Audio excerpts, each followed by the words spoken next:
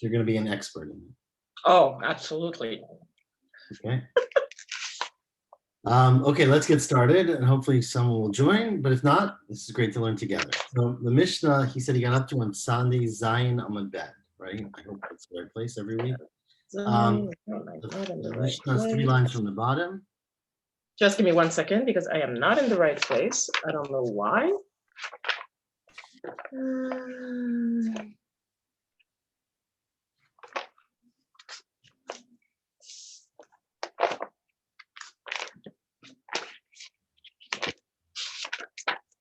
Sunday, Zion. 970.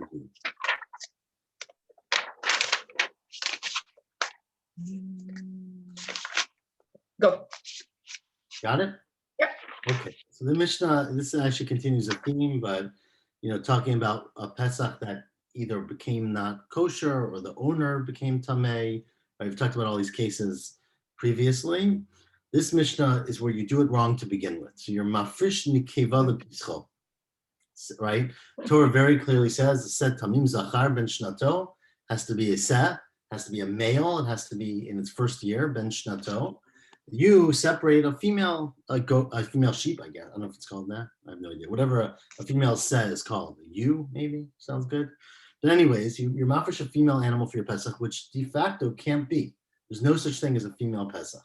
Oh, zachar ben shtei shanim, or you're a 2-year-old animal, right? Which again, the animal when it was 1, in its first year could have been a Pesach. But in its second year, it can't be a Pesach. Says the Mishnah, what do? You can't undo it. You are makdish it. You are yir'at shistaiv, the famous formulation. You let it graze until it gets a mum. Yistaiv literally means becomes impure. V'yimkar, and then you can sell it because although it's kachim, it's now has a psul. It can't be brought in the mizbeach. And you take the money v'yiplu netamav l'nedava l'shlamim. Take the money for nidava and use it for a shlamim. We're just going to point out 3 different things from this. First of all, even though when you first dedicated it, it was not kosher, it still gets kedusha.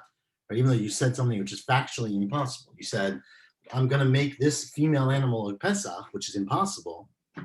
It gets kedusha. Second thing you see is that you can't use the animal itself for a shlamim, right? You have to wait until it gets a mum. A mum. Right?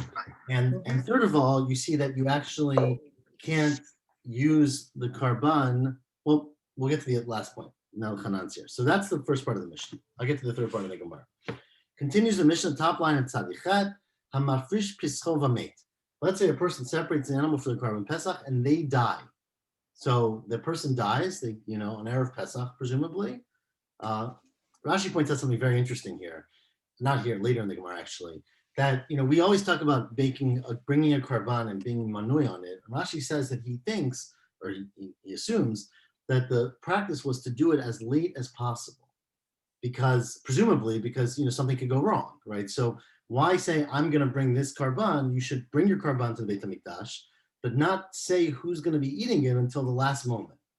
So that they would basically wait till Erev Pesach, which makes sense. First of all, you have to see if the animal's still kosher. You have to see who arrives in Yerushalayim, which cousin showed up. We all know the thing, right? So you have to be manoi. You couldn't just have whoever showed up to the meal be at the meal, but you would wait till the last minute. So Rashi says that we assume that you never considered this whole concept before Erev Pesach, which we'll see why he says that in the Gemara in a minute. But says the Mishnah, a person's mafresh their Pesach and they die. So lo yevi'enu b'no acharav l'shem Pesach. His son, who inherits it from the father, cannot bring that animal as a karban Pesach, ela l'shem shlamim, but he can bring it as a karban shlamim. And we'll see in the Gemara when the father died. Was it on Erev Pesach? Was it before Chatzot? Was it after Chatzot? Right. So we're going to discuss that in the Gemara. When you say he can, you say he must. He cannot bring it as a Pesach. He must bring it as a shlamim. He must bring it as a shlamim. Yeah. Okay. He doesn't. He has to bring it. He has to bring it's a karban. Kodesh. Yeah, so he can't do anything else with it. Right. Okay. Says Rav Huna Braid of Yeshua Shmami Natzlat from the first part of the Mishnah that said if you're mafresh an animal that's not suitable to be a karban Pesach, it's either a female animal, it's a 2-year-old male, it cannot be brought as a karban Pesach.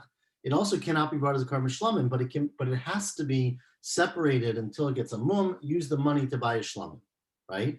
From this, we learn Shema Mina. I think we started a little earlier, or people at different times, but we're not that far. Don't worry.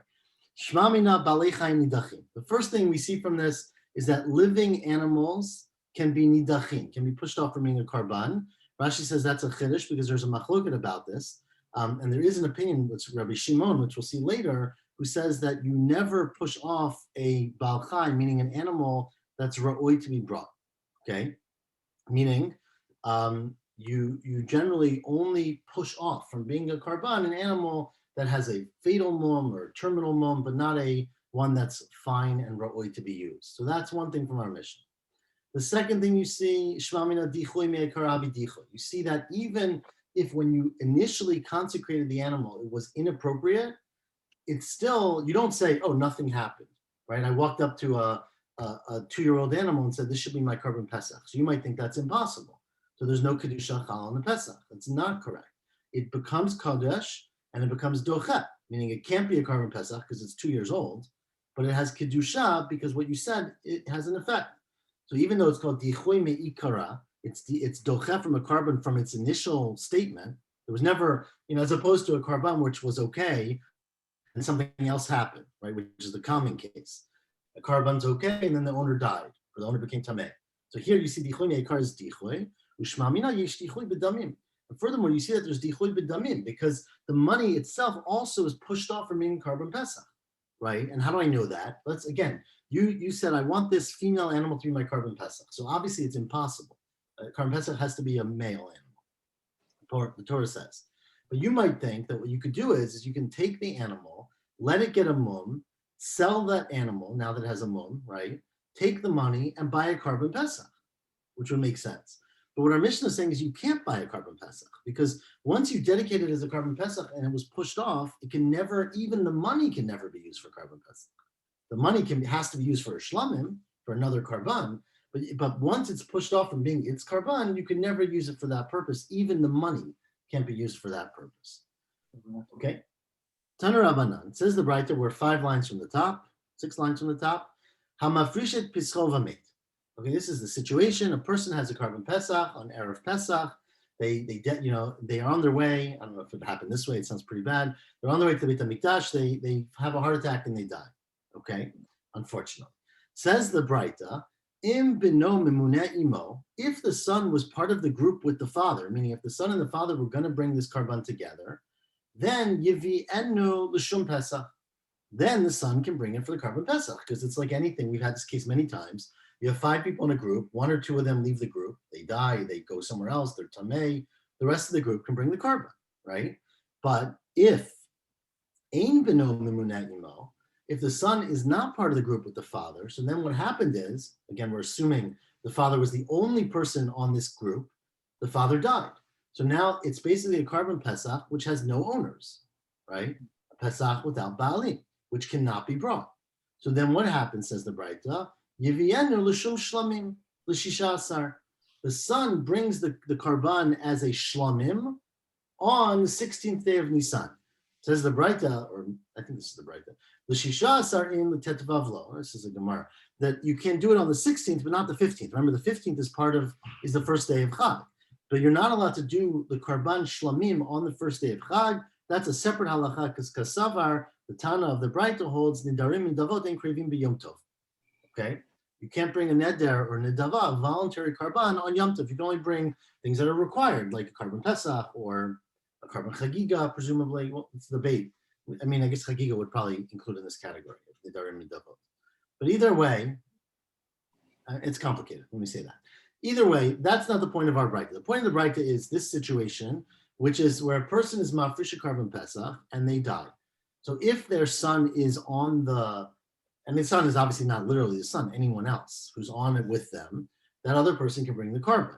If no one else is on the carbon, then this is a carbon Pesach which has no owners.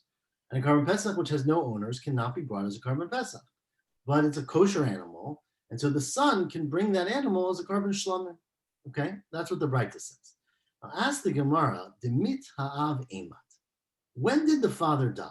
Right, because the situation that we've been discussing is that if an animal is ra'oi for carbon Pesach and then it became pushed off, or the word is dichoy, right? It was docheh for being carbon. Our Mishnah made it sound like you can never bring it as a carbon. You have to let it graze, get a mum, and use the money to buy a carbon. This Braita seems to say that even though you lost all the owners, the animal itself can be brought as a shlamim. So the Gemara's question is, when did the person die? Meaning, was it already a carbon or not? Was it already the zman of carbon pesach? Right? Demita av imot. When did the father die? Ilema demit kodim chatzot. Let's say the father died before chatzot, right? On Erev Pesach morning. Okay? So then the Braita said, Bino mimunet imo yivienu shum pesach. Right? The first part of the Braita says, if the son was part of the carbon with his father, he can bring it as a carbon pesach, right? Which doesn't make any sense because once his father dies, he's an onein. Hachala aninutalai, right? Emeikara. He is an onein before he even has a chiyuv of bringing carbon pesach. So before chatzot in the day started, he's already an onein, and therefore, now what's the therefore? So if you recall, last Saturday night, we learned a Mishnah which said that an onein, you can bring a carbon pesach for him because even though he or she is an onein during the day, they are not an onein at night, right? Remember, an onein is a person whose relative died that day. So why can't the son have a shliach bring the carbon for him and he can eat it that night?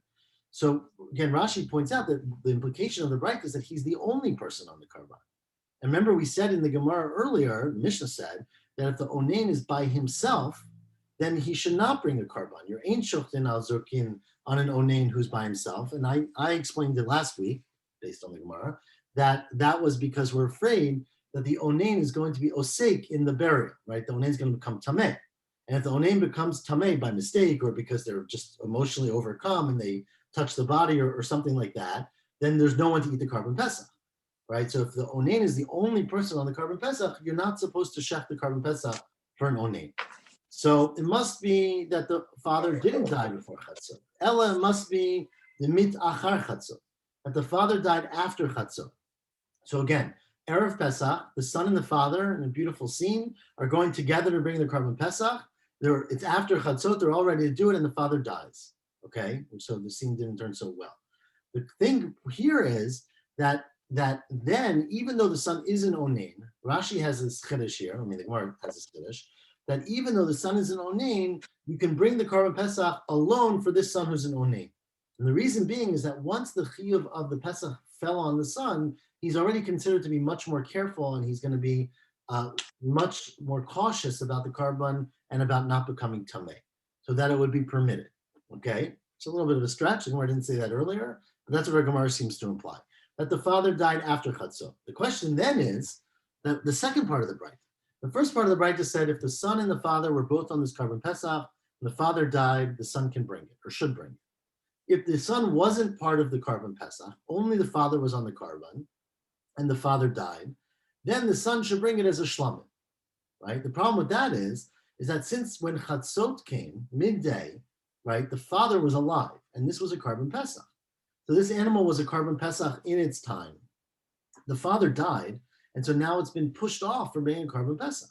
And if it's pushed off from being a carbon Pesach, our Mishnah said that you can't bring the animal as a shlamim. You have to let it get a mum, let it be sold, and use the money for a shlamim.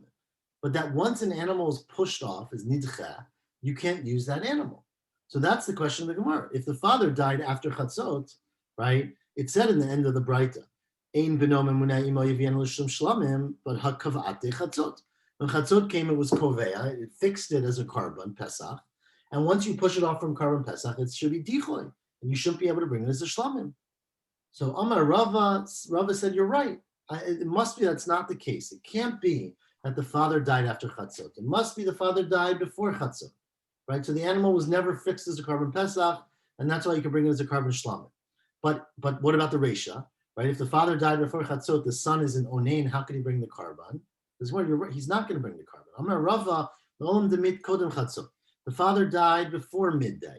Umay yivienu l'shum Pesach. When we say if the son was on the Pesach, he should bring it for Pesach, it does not mean for Pesach that year, that day. It means the Shum Pesach Sheni. It means you're right. He's an onein. He can't bring the carbon Pesach. He can't do Psachim that year, that day. He's got to push off the Pesach Sheni. He can keep the animal. Nothing happened to the animal, right? And he can use it for Pesach Sheni. So that's one answer. Abaya says, no, I have another way to read the Braita. It's Stadim Katani. The Braita is for basically side points, meaning the Braita is telling you much more information than is clear in the words. And you have to add a whole bunch of things to the Braita. Read it like this. Meit achar chatzot. The Braita doesn't say any of this, but the Braita means to tell you, if the father died after chatzot, then when chatzot came, the animal became a carbon pesach because the father was alive. And then if beno memuneh Allah, imo yivyen l'shum pesach. Right? And the chiddush then is that even though he's an onain, since he's an onain after chatzot, he's allowed to bring the carbon pesach. And says the second case of the Braita is the opposite, is that meit kodem chatzot, if the father dies before chatzot, ein beno memuneh imo, if his son is not with him, meaning when chatzot came, the father was dead, the son was not on the karban, so there was no one who was bringing this carbon pesach, then yivyen l'shum shlomi, which is a very big docha, because you're basically saying the one line in the Braita is telling you two different types of cases. What happens? Sorry. What happens if actually in the first case he's supposed to bring it as Pesach Sheni, but the animal is no longer 1 year old. Yeah, he goes above he gets to be 2 years old at that point. Right. So good question. So the answer is when we learned this earlier, so he couldn't bring it, right? So remember the chiyuvim from the animal on Pesach Sheni match Pesach Rishon. So you go with the animal on at the time. So then it would just have to wait till it gets a moment and sell it the way you would. But the animal's no longer kosher. Right. So Do they age animals based on a birthday, or they all turn 1 year on the same day like trees? That's also a very, very good question. It's based on the birthday. I don't know. You have to track every single one of your animals' birthdays, so you have 30 different animals. So I don't know that much about animals, so I don't want to answer. I assume they're born in similar times, right? Animals are not born just like humans, but maybe they are. Before I say that with such confidence, yeah, because the Gemara always talks about times of birth. The animals are born in this season, or with Bechor, for example. But yet you have to keep track. I mean, so James, what you're referring to is that with the Bechor. Well, there's many things. Maaser behema is really where there's birthdays, right? So maaser, you have to take maaser for an animal from 1 year on animals born in the same year. So there's a Rosh Hashanah for maaser behema, right? Which, if you recall the Mishnah Rosh Hashanah, it's a machloket, whether it's first day of Elul or first day of Tishrei. But that is for maaser. But for this, when you talk about ben shana or ben shnato, right? An animal, it's the first year, the second year, it's referring to the animal's birthday. I guess they would have to track. I mean, they would have to track it. I don't know. But since you asked without Excel, also, I wanted to say the next Mishnah is going to talk about this big problem where animals are interchanged with each other, not from an age standpoint, but from a chabura standpoint. Okay, so says the third answer of Sharbi Omar L'olam demit achar chatzot. I think the case, let me explain it my way. The father died after chatzot. So again, the first part of the Braita makes a lot of sense. If the son is memuneh with the father, and the father died after chatzot, the son brings the carbon pesach, because even though he's an onain, since he wasn't an onain at chatzot, he has to do a carbon pesach. But what about the second part of the Braita? If the son was not with the father, we said bring it as a shlamim. Why do you bring it as a shlamim? If at chatzot it was a carbon pesach, and you can't then change it to a shlamim, you got to sell it. You got to use the money. Says Mark, no, because here kigon she'aviv goses bechatzot. The father was on his deathbed. Since the father was on his deathbed, we knew that he was going to die. And so even though technically he was still alive, the machine was still making noise, he was imminently dying. That's what goses means, like very imminently. Again, the definition of a few minutes, an hour, it's not so clear, but imminently dying. And therefore, you never basically had Kiddusha of a carbon pesach on the animal because you knew that the person who was memuneh on that animal was not going to be alive. So that's the answer. Rav Ashi says, I have a simpler answer to the whole thing. Maybe the Braita just disagrees with our Mishnah. The animal died, that's not the animal, sorry. The father died after chatzot. And the problem again is, if at chatzot it was a carbon pesach, how could you ever bring it as a shlamim? Our Mishnah made it sound like it would be pushed off and you can never use it. You have to wait till you get the money. We disagree with that. Rabbi Shimoni, the Braita is Rabbi Shimon, who's another Tana who holds to Amar, Ein Balei Chaim Nidachim, that any living animal is not pushed off. It's only animals that die, or the animals that get a mum. But animals that are ra'oi to be brought as a karban are not pushed off, and therefore, even though it was a karban Pesach at Chatzot, and the man who was the owner or the mamunah on the Pesach died, the animal can lose its status of Pesach and become a shlamim without having to be sold. So that's the fourth answer. The fifth answer is Ravina. Ravina Amar, I have a better case. It says Ravina, and this is where Rashi says that they would mafresh the animal very late, is Gagon Shefrishu Acher Chatzot, where the father didn't even assign the animal till after Chatzot. So since he didn't, so at Chatzot, the animal had no Kedusha. It was just a happy, regular chulin animal. After Chatzot, this guy was getting a really late start, maybe because he was sick. I don't know, so that could be why, right? But he was getting a really late start. He was mafresh the animal after Chatzot, umetu ba'alim acher Chatzot. And then the owner died. The father died after Chatzot. But there, says Ravina, kasavar Chatzot kava, that Chatzot is kovea the status of the animal. And since it wasn't a karban Pesach when Chatzot happened, it never sort of got its identity as a Pesach. And even though you then gave it that identity and then you died, right? You can switch that identity to being karban shlamim without considered to be dichoy, which is obviously a very innovative and far-fetched answer, but that's Ravina's answer. Can you bring it as a chagiga? Could you use it as your chagiga? It's a good question. So maybe. I mean, because that's maybe easier. You know, you got it already. It's already designated. You have to bring a chagiga, right? Right. So I'll say yes. There's a little bit of a debate about it because there's some argument that chagiga is a chova, right? That chagiga is something you have to do. Right. You can't use an animal that's like let's say you separate an animal and said I'm going to bring a cow, say nidava, right? Can you then go and fulfill that nidava and use it for your chagiga? That's debatable. Right. So that's the question. Anyways, continues the Mishnah. This is penultimate Mishnah of this parak. HaPesach shet arvu bizvachim. Let's say you have the problem we talked about earlier. You don't recognize your animals, right? So you have two animals. You're on your way to the Beit HaMikdash with all your animals because you're making the trip. One is in Ola, one is in Asham, and your third one's a Pesach. And you go to the hotel and you wake up the next morning and go to the barn, right? And you can't tell which one is which. You forgot to label them, or the labels fell off, right? It happens all the time. So at Pesach shetarvu b'zvachim, you can't bring any of them as karbanos because you don't know which one's which. If it's an Ola, you got to burn it. If it's a Pesach, you got to eat it. Like, how can you bring any of them? Says the Mishnah, Kulan Yurachi Istavu. You have to let them all, they're all kachim. You can't use them, you can't redeem them. You have to let them graze until they get a mum, and then yimkaru, then you sell them, and then you bring the money for the three karbanot. Let's just say Ola, Asham, and Pesach. The problem, of course, is that they're different values, right? One lamb was worth, $500. One was worth $300.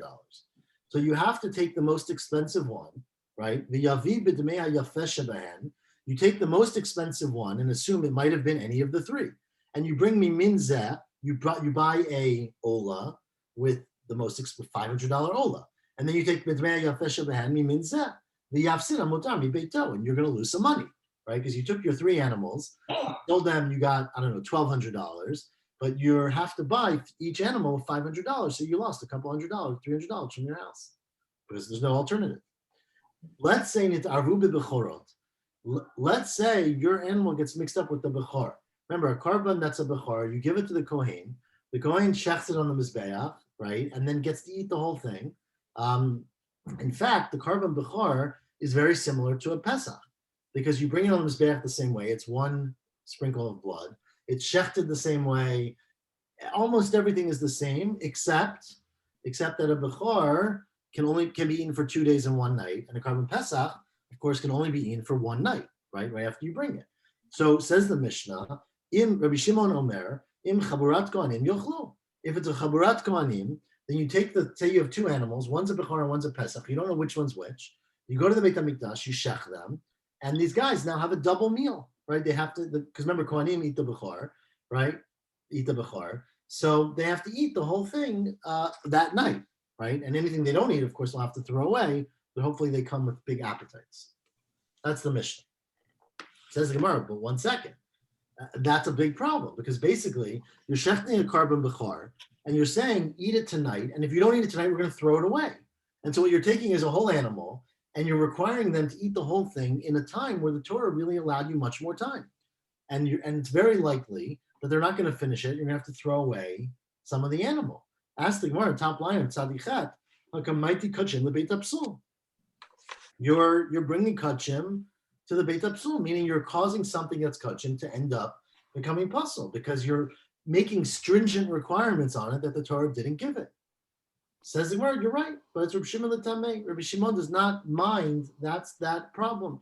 Damar, Rabbi Shimon says, maybe in kachim the Beit Apsul. Rabbi Shimon said that's okay. I mean, it's not ideal, but if you're forced to do it, you can bring a carbon, even if you're going to be potentially bringing it to become pasul because you're making extra stringencies on the carbon. Where did Rabbi Shimon say that? It's non, as the Mishnah says. So this is a Mishnah in Zvachim, and the Mishnah says, let's say you have an asham shnitarid b'shlamim.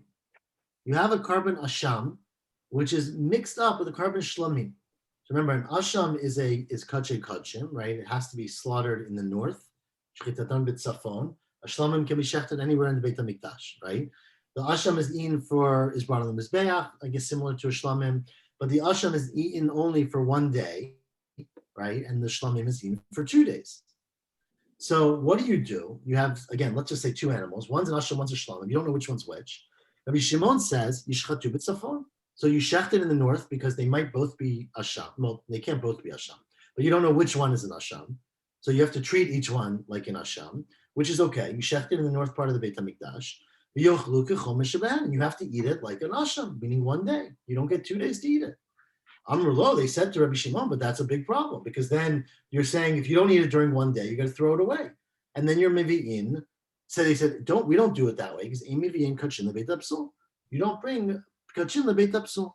This is where, okay, well, the Rabbanan, I get they don't like the fact that you're taking, the Rashi says this goes back on the Bechor, that you're taking the Bechor and the Pesach and shechting them both. So what do you do instead, right? You have now, again, you have 2 animals in front of you. One is a Bechor and one is a Karban Pesach. You don't know which one is which. So Rabbi Shimon said, that's okay, find the Chabura, it's all Kohanim, right? Let them shecht both of them and eat them all on Seder night. Have a big Seder, right? Big Seder. The Chachamim say it's a bad idea because one of them is a Karban Bechor, and you're going to only eat it that night and throw away what you don't eat, and that's a problem. So what do? Says the Gemara. Rabbanan hechi avtinan. Amar Rava says Rava. Well, we have a solution. But remember, we learned a whole Masechet about this, if you recall, that a bechor that gets a mum is not brought as a karban, right? A kohen can just eat that bechor. You don't have to bring it as a karban. You don't have to sell it. You can't be. You're not allowed to be podeh bechor, right? So if you have a bechor, now a bechor is not choice, right? A bechor is a firstborn animal. So whatever that firstborn animal is, it's a bechor. If it doesn't have a mum, you have to bring it to Beit HaMikdash and bring it as a karban. If it gets a mum, the kohen just eats it in their backyard, right? So, as you recall, Masechet Bechorot, we were very suspicious that the kohanim would want the animal to have a mum because that saves them a trip to Jerusalem, right? So we were very, very suspect of all these mumim, but that's the halacha. And so what can you then do? Says Rava, nimtin lo ad sheyumimu. You should wait, keep the animal in your backyard.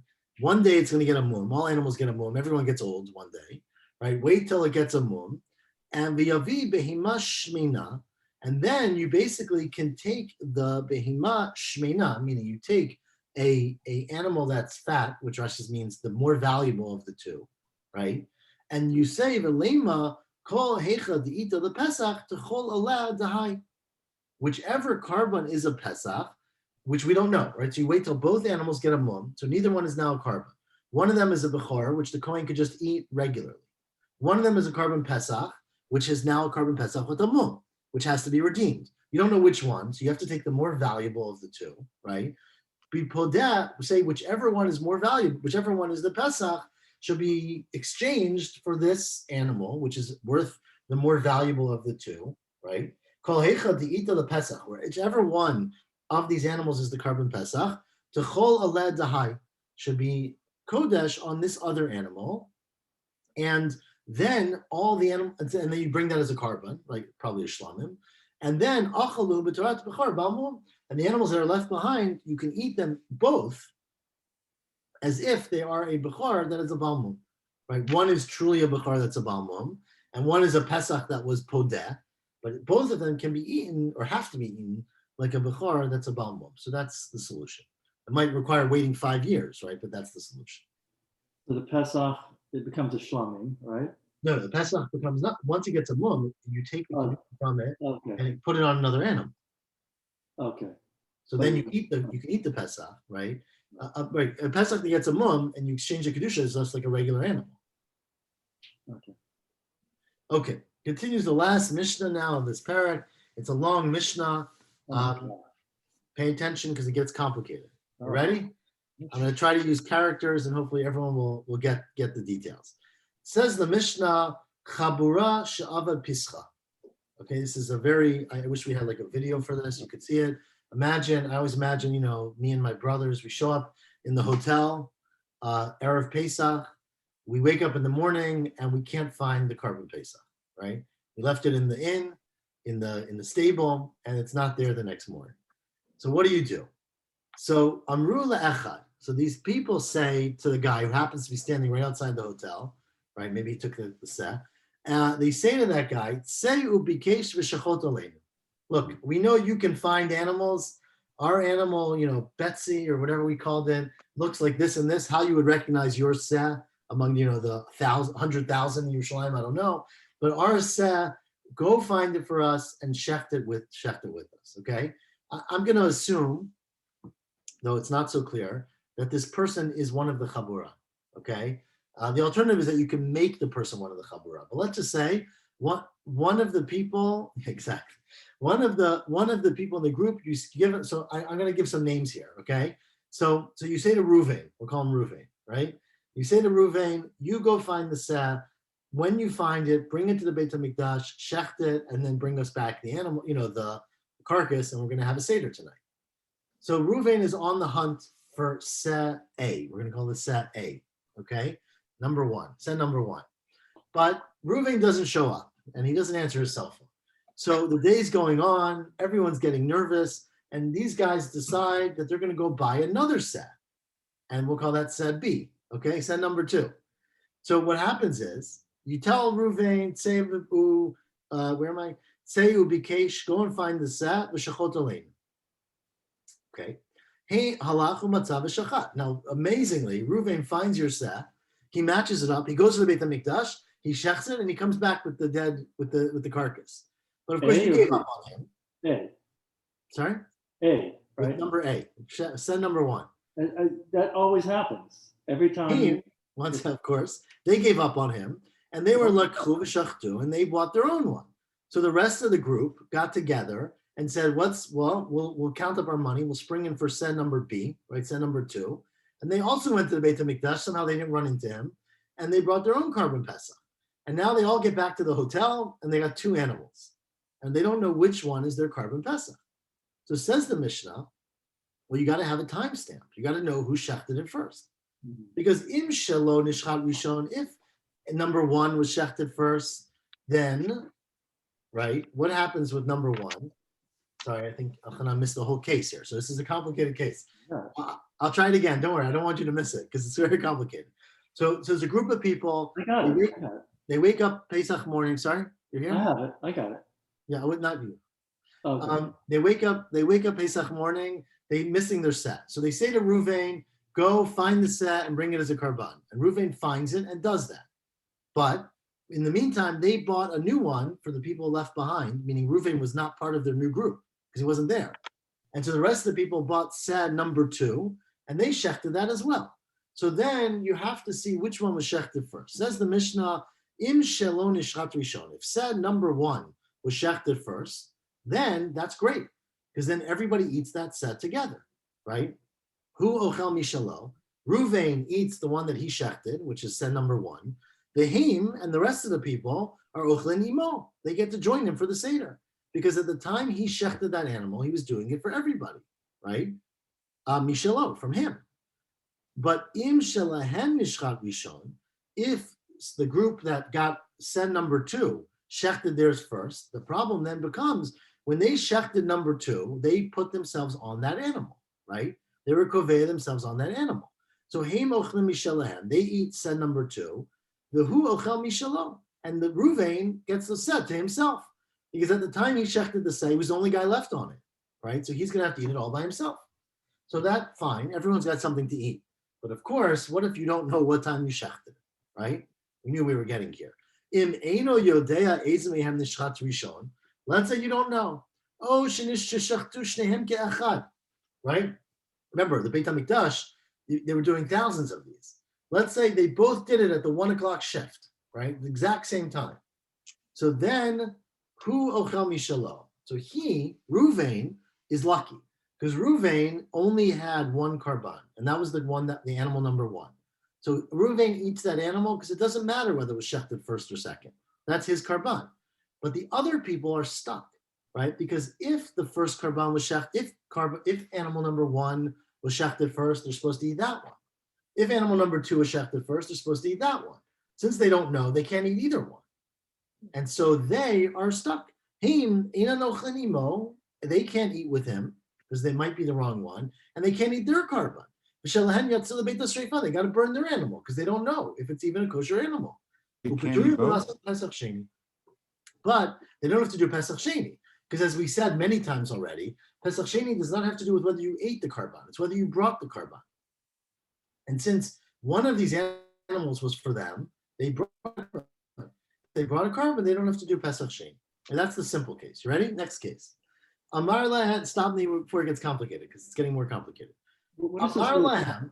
what is this little box in the Gemara? That's Tosfot. It's just a little Tosfot. Well, why is it here? I mean, Tosfot. Why does Tosfot have his comment? He has a comment, but what? Usually it's on the side. Well, because Rashi took both sides on this page.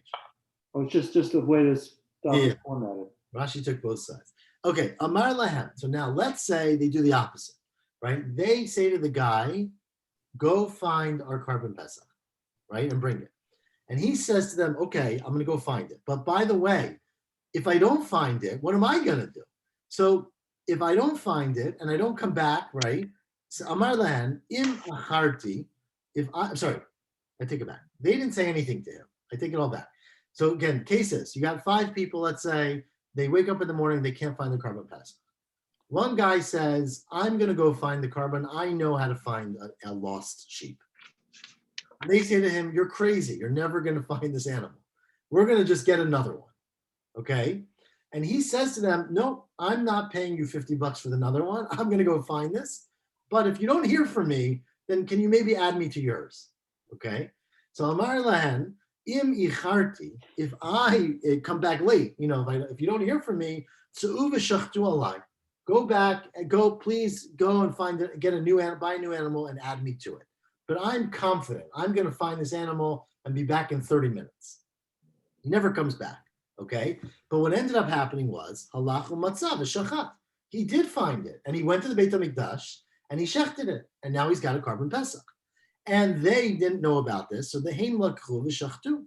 They went and bought a new karban and shechted it. So again, this case, the group gave up on the first one. So says the Mishnah, what happens? Im shelahen nishchat rishon. If the karban number 2, set number 2 was shechted first, so then that counts for the group that shechted it, and it counts for Ruvain, because Ruvain said, I want you to shecht for me if I don't come back. So then hein ochlin mishelahen. V'hu ochel imahen. He eats with them. But if Ruvain shechted the animal himself first, then because he shechted it before they shechted number 2, that's his own animal. So then hu ochel mishalo, he eats animal number 1 all by himself. Hein ochlim mishalahem, the rest of the group eats animal number 2. Okay, so far so good. And of course, emeino yodea. So let's say you don't know eza mehem nishchat rishon. So then it's the opposite of the first case. The second group, they said, we gave up on animal number 1. So they only had connection to animal number 2. So they can eat that no matter what. But the first guy, Ruvain, he's stuck. Because if animal number 1 was shechted first, then he has to eat that one. If animal number 2 is shechted first, he has to eat that one. Since he doesn't know, he can't eat anything. So if any days mehem nishchat rishon or sheshachtu shneim ke'achad, hein ochlim mishalahen, v'hu eino ochel imahen. They eat their animal because that's easy, right? They gave up on the first animal because they lost it. But Reuven, only eats. He doesn't eat anything. V'shelo yatzeh lebeit hasreifa v'patur milasot pesach sheni. But again, he's patur from doing pesach sheni because he definitely brought an animal. He just doesn't know which one. And then you can imagine the more complicated case. Let's say they both said to each other, right? The group said to Reuven, go find the animal and we'll do it with you. And Reuven said, okay, and if I come back late, I want you guys to add me to your new animal, right? So then you have the worst of both worlds. Because if you don't know which one was shechted first, no one can eat anything. Because if the animal number 2 was shechted first, they all eat that. If animal number 1 was shechted first, they all eat that. And since you don't know, you can't eat any of the karbanot. So Amar Lahan Vamrulo, if they talk to him and he talked to them, then Ochlin Kulam min Arishon, they all eat the animal that shechted first. But if they don't know which one was shechted first, then you got to burn both of them, right? And they don't do it. But lo amar lahem lo amar lo, ein achayin zelazah. If they don't say anything to each other, then each man's for himself, right? Then the guy who went on his own does his own karban, Ruvain, and the rest of the group is behind for their karban. What prevents them from eating parts of both? Sorry, what? What prevents them from eating a little bit of both? So it's a good question. You can only, there's a limit. You can only be mimunah on one karban pesach, right? And remember, karban pesach is limited to those who are designated at the time that you shecht it. So you can never add someone afterwards. You have to, at the time of, it's a good question. Maybe even the time you separate it. It might even be shat hafrasha. But at some point before shechita, you have to designate who's going to eat your karban pesach, and nobody else can eat that karban pesach, and you cannot eat a different karban pesach, right? So that's a special halacha by pesach. That's fine. That's the Mishnah. The Gemara, of course, is going to point out that the best thing here, of course, would be for people not to talk too much, right? Because the more you make conditions, the more you complicate things. That's the message here. Continues the Mishnah, not the last case, but the next case, shtei chaburot. Okay, now the next case, and again, these are I could see how this happens very easily. You have two groups. Again, they're staying, their Airbnbs are next to each other. Their animals are right there. They wake up the next morning to go to the Beit HaMikdash, and they have no recollection of which animal belongs to which group, which is a problem. Because I just told you that you have to designate the group at the Shat Hafrasha, the time you separate the animal. So this group A has animal A, group B has animal B, and they can't recognize which one. So the lesson here, of course, is you should label your animal. Yes, definitely. but the lever, it fell off. You put it on the ear and you can't find it. Whatever. A red ribbon or something. Or you said, my animal is the one with the black stripe underneath, and the neighbor's animal had a black stripe also, which is right. So, anyways, this is the story. So here's what you do. You can. So this is very interesting. Let's just say you have 3 people in each group. You can go off your group. I mean, you can say, and we saw this earlier, I was set up to have a Seder, right, have a Karban Pesach with James. I can say, before the Karban is brought, James, thank you very much for the invitation. I don't want to eat with you anymore. No, nothing personal. I'm going to Hanan's house, right? And I can get added to his Karban if he invites me. But the thing you can't do is you can't have an entire group abandon a Karban. Right? Because then what you do is you have a Karban Pesach with no owners.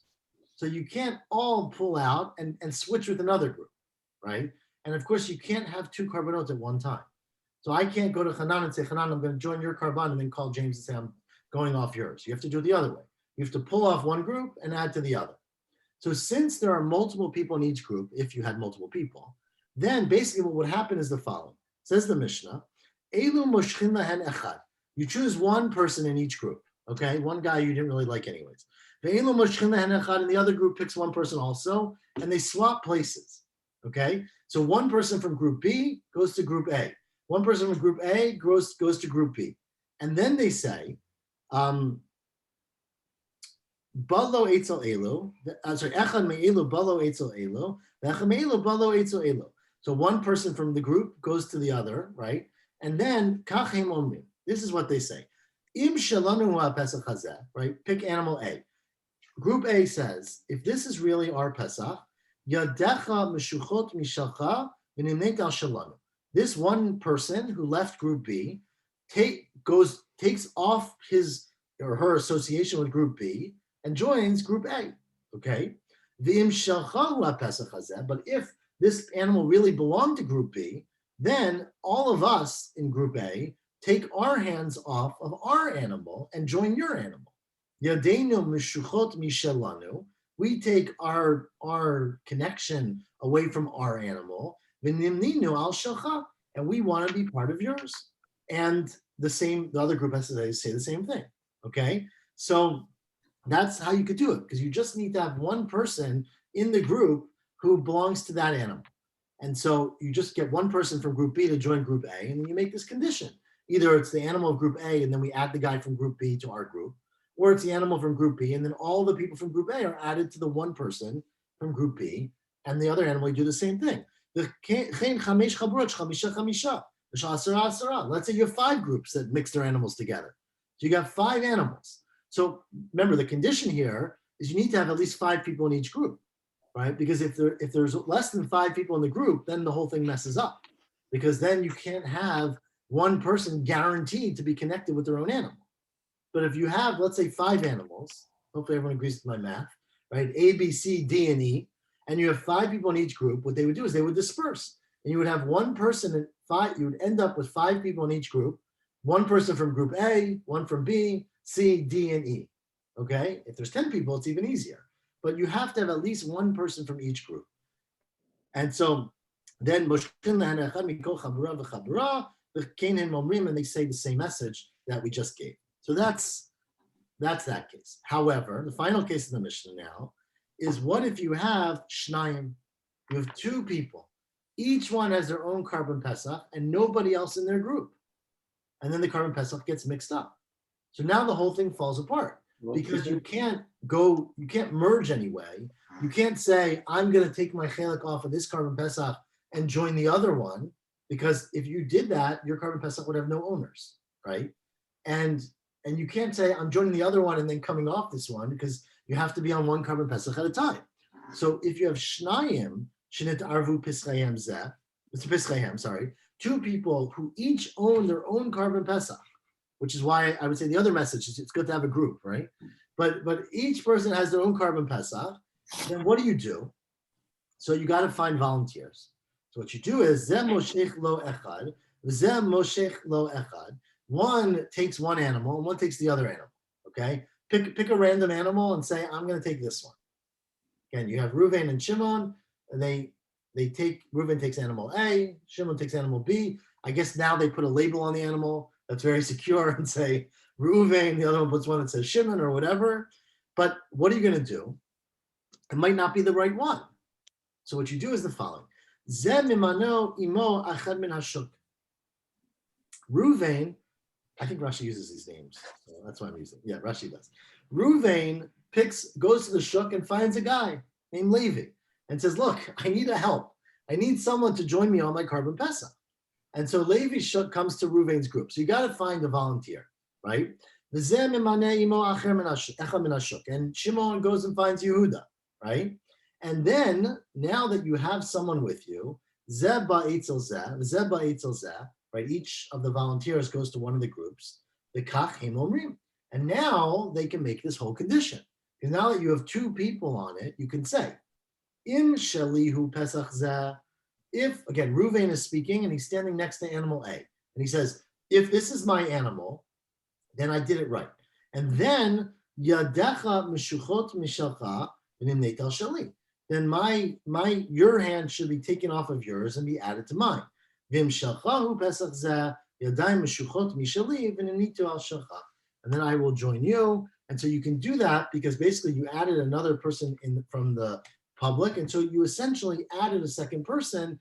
And once you have 2 people, one can be in each group. And that other person never owned the previous animal. So who's he talking to when he says yadecha? So you're saying it to you pick the person from the shuk, let's say, again, Levi, let's say, and you put him in your group. You're saying this to Yehuda. Yehuda is the person who Shimon got from the shuk and added to his group, right? So again, you can't, so look, we'll talk about this tomorrow a little bit more, but you can't have an animal that's a carbon Pesach with no owners. So Reuven can't say, I'm removing my chelik from animal A. Reuven can't walk up to animal A and say, if this is my animal, if this is not my animal, I'm good, I'm taking the other one. And if it is my animal, I give it up and I'm going to choose to join the other animal, right? Because the problem is that there might be no one left on that animal. And so Reuven gets someone to join them, say Levi, and then Reuven can say to that person, Yehuda, right, in the other group, either I or Shimon even, I join your group, right? If this is my animal, fine. If it's not my animal, I give up the other group and I join this group. But when I give it up, there's someone left behind on the animal. So that's the solution of the Mishnah. Basically, you have to add someone. If you can't find someone, you're screwed. You can't do anything, right? So if there's 2 humans in the world and 2 animals, and you don't know which one is yours, there's no way around it. You can't bring either one as a carbon Pesach because you can't bring a carbon Pesach unless there's someone who's able to eat that animal, who can eat a kazayit, we said earlier, right? And has been mimuneh at the time of dedication of the animal. So that's and then do you have to do Pesach Sheni or not? No, it's the Patur, right? No, you'd have to get another animal, presumably. It's a good question. I'm not sure what you do now that I think about it. It sounds like all the cases you're Patur, you don't do Pesach Sheni. No, the earlier cases, because they brought an animal for you. But in this case, the Mishnah doesn't really entertain that. Let me think about that. But the Mishnah only tells you to find the solution, right? If you don't find the solution, I'm not sure. Because the problem is you can't join a new animal because you can't leave behind your animal, right? I guess... You have an ownerless animal at any cost. Right. But so the question is, Miriam's question is, what do you do? Right? So the Mishnah doesn't entertain that. The Mishnah says find the solution. They would both bring the animal and neither could eat. But I don't know that you could do that because you can't bring an animal that you know you can't eat, right? If there's no way that you would be mivarer, that's kachin lebeit apsum, right? The earlier case in the Mishnah is that when you brought the animal, you thought you were doing the right thing, right? But if you knew beforehand that I'm not going to be able to eat this, you couldn't bring the carbon Pesach. So that's the question: is would you then be chayiv for Pesach Sheni? Again, the Mishnah doesn't really entertain that. I'm not sure what you would do, but I mean, the Mishnah's solution is you find someone who could fix it for you, right? But so find a way to solve it. But yeah, so I guess you'd find the solution. If one of the animals got a mum, could you then abandon it and join the other group? Yes, absolutely. Right. So then you can make a condition, right? You could say, if this was my animal, but because again, you can leave a carbon Pesach that gets a mum. There's no question with that. Yes. That's the answer then. Well, you can't give it a mum though. That's the problem. So. If you're the last 2 people and they're the last 2 animals, you can give it a mum. Okay. We're gonna stop here. Tomorrow's I encourage everyone to join us tomorrow. We're going to finish the parak, God willing, and then start the very exciting Arvei Pesachim, which will be our introduction to the Seder night, right? Not introduction. It will be a comprehensive review of every single thing we're supposed to do on the Seder night, plus a lot of magic. Okay. It's like, not tomorrow. No magic tomorrow. I don't want to mislead you, but in Arvei Pesachim, we'll get a lot of magic. Okay, everyone. Have a good night. Thank you, Eli. Shabbat tov. Don't mix up your animals. Try not to. Always put labels. Yes.